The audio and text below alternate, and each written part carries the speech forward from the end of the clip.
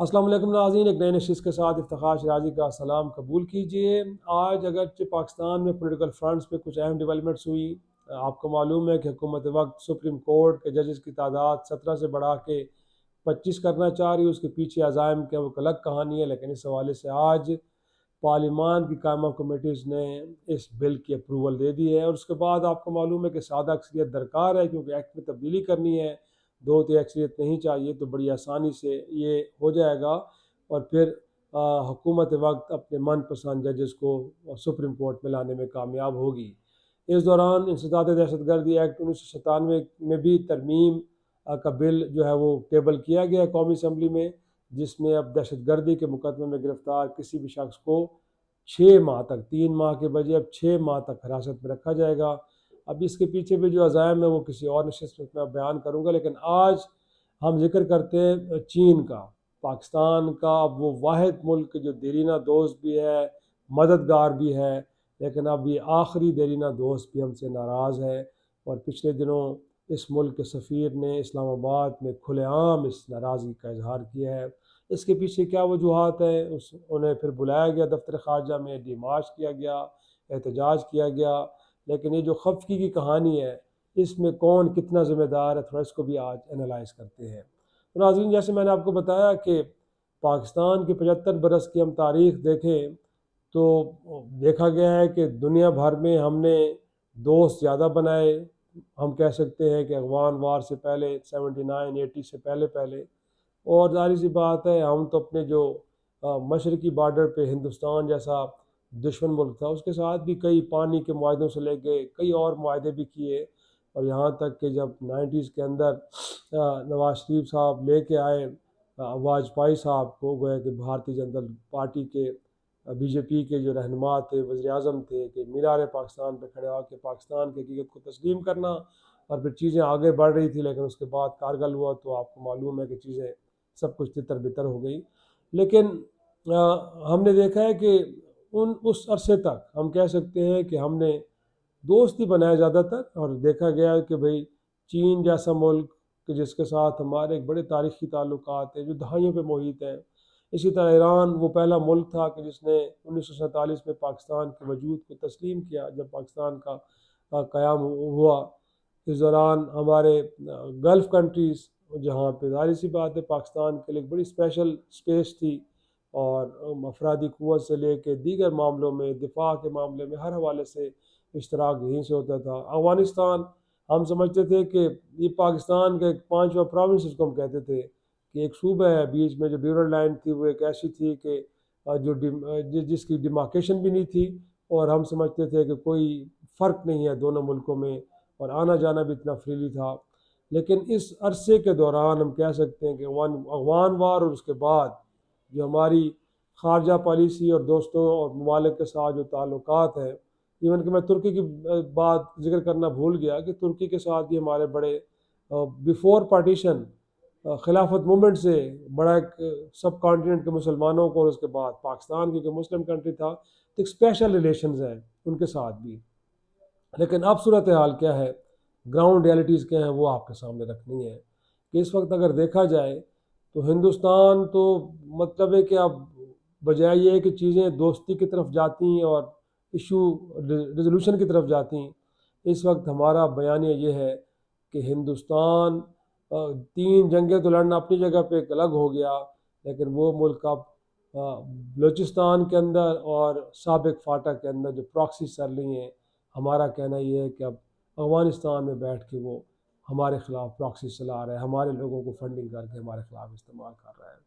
اور اس دوران ہم نے دیکھا ہے کہ افغانستان، جس کو میں نے کہا کہ ہم اپنا 5th پروونس کہا کرتے تھے، آج جو افغانستان کی زمین ہے وہ بھی ہمارے لیے اتنی گرم ہو چکی ہے کہ ہم وہاں پہ پاؤں نہیں رکھ سکتے، بلکہ ہمارا خود کہنا ہے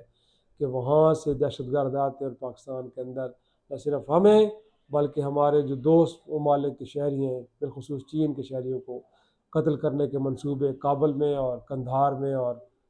کنڑ میں اور خوست میں اور وہاں بنتے ہیں، اور وہاں سے بارود سے بھری ہوئی گاڑیاں یہاں پہ آتی ہیں۔ تو اب افغانستان بھی ہمارا ایک دشمن ملک ہے ایک طرح سے۔ اس دوران ہم نے دیکھا ہے کہ ایران اگرچہ پچھلی کئی دہائیوں سے پابندیوں کے نیچے ایک ملک ہے، لیکن اس کے باوجود بھی پاکستان کے ساتھ ان کے تعلقات کے اندر ہمیشہ ایک ان کی جانب سے تو گرم جوشی رہی ہے۔ اور ہم نے دیکھا ہے کہ یہی وجہ ہے کہ پیپلز پارٹی کے دور میں جب 2008 میں ان کی حکومت آئی تھی تو آپ کو یاد ہوگا کہ گیس پائپ لائن کا جو منصوبہ ہے وہ تقریباً اسی دور میں پائے تکمیل تک پہنچا، اور ایک ایسا ملک کہ جو پابندیوں کے نیچے ہے، جس کے پاس وہ کہتے ہیں نا کہ بے وسائل نہیں ہے، لیکن ایران جیسے ملک نے $3 ارب خرچ کر کے تو وہ گیس پائپ لائن آپ کے دروازے پہ آ کے لے کے بیٹھا ہے، اور اتنے عرصے سے وہ آپ سے گویا کہ منت ترلا کر لے، اگرچہ آپ ایگریمنٹ کے ذریعے نتیجے میں آپ ایگریمنٹ جو کہتا ہے وہ یہ کہتا ہے کہ اگر آپ اس پہ عمل درآمد نہیں کرتے، کہ جس پہ اب کافی تاخیر ہو چکی ہے، تو آپ کو $15 ارب کا جرمانہ پے کرنا پڑے گا، لیکن انہوں نے آپ سے تقاضا نہیں کیا۔ اس کے مقابلے میں جو ہمارا طرز عمل ہے گویا کہ ہم ہمیشہ وہی بہانہ ہمارے پاس، گویا کہ ہم کہتے ہیں کہ جی کیونکہ امریکی پابندیاں ہیں تو ان کے ساتھ ہم کوئی تجارت نہیں کر سکتے، لیکن یہ دنیا پوری کو معلوم ہے کہ ان پابندیوں کے ہوتے ہوئے چین اور بھارت جیسے ملک نے اس عرصے میں ایران سے تیل خریدا ہے، اور ان کو تو ان پابندیوں نے کچھ نہیں کیا، تو کر رہے ہیں، آج بھی کاروبار کر رہے ہیں۔ اور آج بھی اگر دیکھا جائے، اس میں ایک اور چیز کروں گا کہ روس پہ پابندیاں، لیکن روس سے خام تیل سب سے زیادہ خریدنے والا ملک وہ بھارت ہے، اور اپنی ریفائنریز میں ان کو ریفائن کر کے پورے یورپ کو فروخت کر رہا ہے۔ تو پابندیاں تو روس پہ بھی ہیں، لیکن کاروبار پھر بھی بھارت کر رہا ہے۔ تو ہم نے ایران کے ساتھ یہ کیا، اور اس دوران پھر سرحدی تنازعات جو ہوئے ہیں، جو ایپیسوڈ جو ہے دہشت گردی کے، اس کو لے کے ایک دوسری جانب گویا کہ حملے بھی کیے گئے، ایک دو ملکوں نے ایک دوسرے کے جو علاقائی خود مختاری اس کا بھی مطلب احترام ملوث خاطر نہیں رکھا، اور پچھلے عرصے میں جو کچھ ہوا بلوچستان میں ادھر اور ادھر سیستان و بلوچستان میں، پھر ہم نے جوابی کارروائی کی، تو یہ بھی ایک اس سے لگتا ہے کہ تعلقات کی سطح کہیں نیچے چلی گئی ہے۔ ترکی کے ساتھ ہم نے دیکھا ہے، ترکی کو ظاہر سی بات ان کی بڑی وابستگی ہے، اور یہاں پہ عبداللہ گولن سے جو ان کا پاک تو سکولز کے پروجیکٹ، باقی خود طیب اردگان بڑا اسپیشل پاکستان کو ٹریٹ کرتے ہیں، لیکن میں سمجھتا ہوں کہ یہ جو پچھلا UNGA گزرا ہے اس سال سپٹمبر میں، یہ جو سال چل رہا ہے، اس میں پہلی بار ترکی کے صدر نے UNGA کی جو سپیچ ہے اس میں کشمیر کا ذکر نہیں کیا، تو اب اندازہ لگائیں کہ ترکی کے ساتھ بھی تعلقات کی ہماری نوعیت کے نیچے آ چکی ہے۔ اور اس دوران کار کے کمپنی کا جو تنازع پاکستان کے جو وہ لے کے پھر چلے گئے انٹرنیشنل فورم پہ، کہ جہاں پہ پاکستان کو $800 ملین کا جرمانہ بھی ہوا، لیکن عمران خان کے دور میں پھر گویا کہ سفارتی ذرائع سے اردوغان صاحب سے کہا گیا، تو اس کمپنی کو کہا گیا کہ پاکستان سے یہ پیسے وصول نہ کیے جائیں، اس ڈسپیوٹ کو ریزالو کیا گیا۔ تو یہ صورتحال اس وقت ہماری ہے کہ دنیا میں جو دوست ہمارے تھے، اور آپ نے دیکھا ہے کہ اس وقت بھی سعودی عرب اور UAE اور قطر جیسے ممالک اگرچہ کہنے کی حد تک تو وہ ہیں، لیکن جو کرائسس ہم نے دیکھے پچھلے عرصے میں کہ ہماری اکانومی بینکرپٹ ہو گئی، اور ہم ہر دنیا کے ہر جگہ پہ جا رہے تھے، IMF سے بھی کچھ مانگ رہے تھے لیکن نہیں مل پا رہا تھا، لیکن ان ممالک نے بھی پھر اس طرح پاکستان کو لک آفٹر نہیں کیا، ضرور تھوڑے بہت پیسے دیے کہ جو ہمارے اکاؤنٹس میں رکھے گئے،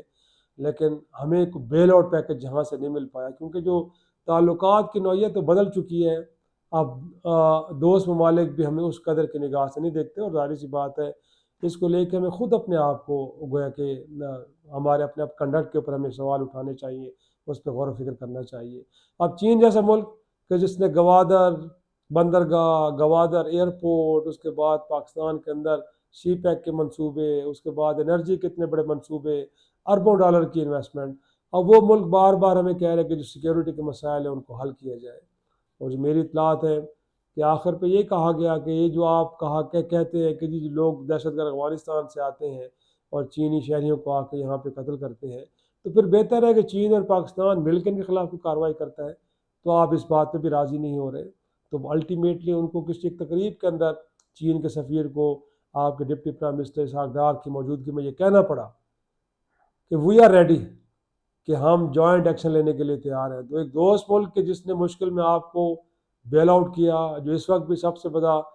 قرضے دینے والا ملک ہے، جو اس وقت بھی سب سے زیادہ انویسٹمنٹ کرنے والا ملک ہے، اور آپ تو خود فیض کہتے ہیں کہ 2014 میں دھرنا دے کے عمران خان نے تعلقات چین کے ساتھ خراب کی، لیکن اب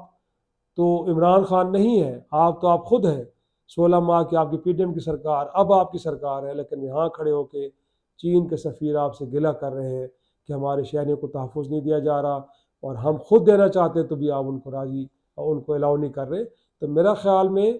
ایسے میں ایک اب آخری دوست ہمارے پاس رہ گیا ہے کہ جو ہمارے ساتھ واقعی سنجیدگی کے ساتھ کھڑا بھی ہے اور ہمارے مسائل کو حل بھی کرنا چاہتا ہے اور اپنی ترقی کے عمل میں ہمیں شریک بھی کرنا چاہ رہا ہے، لیکن نہیں، آپ ان کو انگیج کر رہے اس انداز میں، تو اب وہ آپ پہلے تو بند کمروں میں، اب کھلے عام آپ کے ساتھ اپنی ناراضگی کا اظہار کر رہے ہیں۔ اب پوری دنیا کو بھی پتہ چل رہا ہے کہ چین جیسا ملک بھی اب پاکستان سے انائڈ ہوتا ہوا نظر آ رہا ہے، اور لگتا تو یہی ہے کہ اب 17 کو جو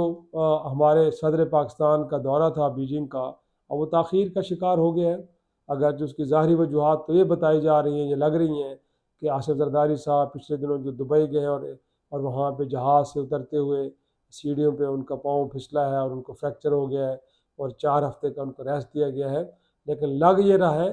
کہ یہ دورہ بھی اب کہیں تاخیر کا شکار ہو چکا تھا، گویا کہ کیونکہ بیجنگ سے جو اس وقت اطلاعات آ رہی ہیں وہ کچھ زیادہ مثبت نہیں ہے، ڈسٹربنگ ہے۔ وہاں سے جو ایک طرح سے میسیجز آ رہے ہیں وہ کچھ زیادہ انکریجنگ نہیں ہے۔ تو میرا خیال میں اب وقت ہے کہ ایسے میں کہ جو جینون ان کے کنسرنز ہیں ان کو ایڈریس کیا جائے، اس سے پہلے کہ چین جیسا جو آخری دوست ہمارا ہے کہ وہ بھی ہم سے ہاتھ اپنا چھڑا نہ لے اور پھر ہم بالکل ہی اکیلے رہ جائیں۔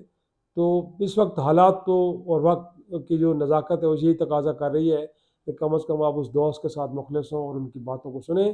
اور ایشوز کو ایڈریس کرنے کے لیے جہاں پہ فائنینشیل فرنٹ کے اوپر آپ چین کی مدد لے رہے ہیں اور آپ کو کوئی پرابلم نہیں ہے، تو سیکیورٹی کے اینڈ کے اوپر بھی اگر ان کی مدد لینے کی ضرورت پڑے تو اس میں کوئی آر محسوس نہیں کرنی چاہیے۔ اس سے کوئی پاکستان کی سبکی نہیں ہوگی، اس سے پاکستان کوئی کمزور ملک نظر نہیں آئے گا، بلکہ لگے گا کہ آپ ایک دوست کے ساتھ مل کے ان ایشوز کو بھی ایڈریس کرنے کی کوشش کر رہے ہیں۔ اجازت دیجیے، خدا حافظ۔